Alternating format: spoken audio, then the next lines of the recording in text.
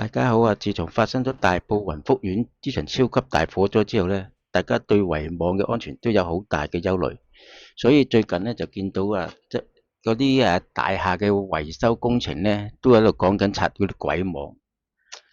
點解要拆啲鬼網呢？我諗都係鬼鬼地嘅啦，嗰啲網。我諗大家好似我咁，都試過做嗰啲大廈維修嘅工程。啲棚架一上咗之後呢，上咗網之後呢，大家最擔心係咩呢？以前就係驚俾人爆竊，喺嗰啲棚架度擒入嚟爆竊。第二呢，就驚整爛啲窗啊，整污糟啲窗。第三呢，先諗到防火嘅意識嘅啫。但係經過呢次之後呢，大家對呢啲網就比較緊張啲啦。所以好多人好多嗰啲工程公司呢，都講緊拆呢啲網，驚俾人叉住。咁或者大家聽下歌先啦。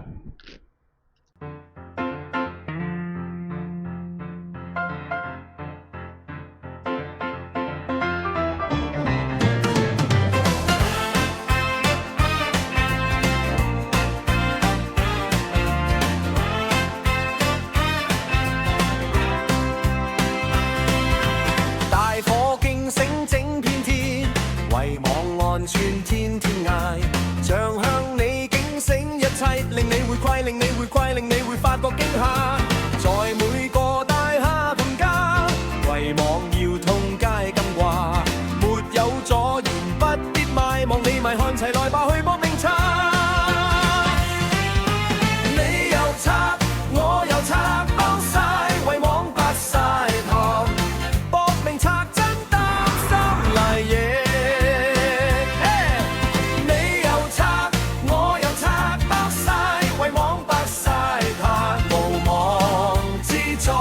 實在愉快，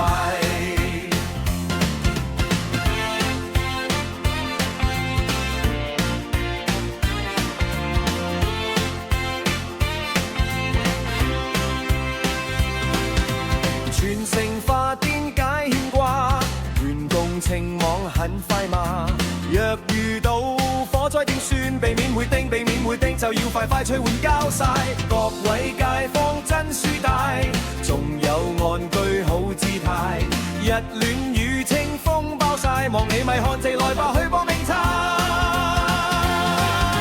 你又拆，我又拆，包晒圍網撥晒棚，搏命拆真擔心賴嘢。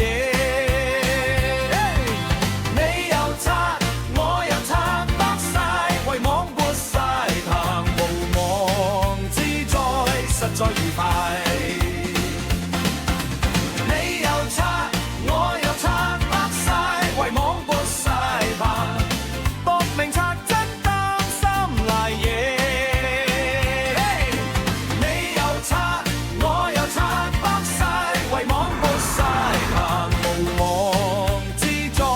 實在愉快。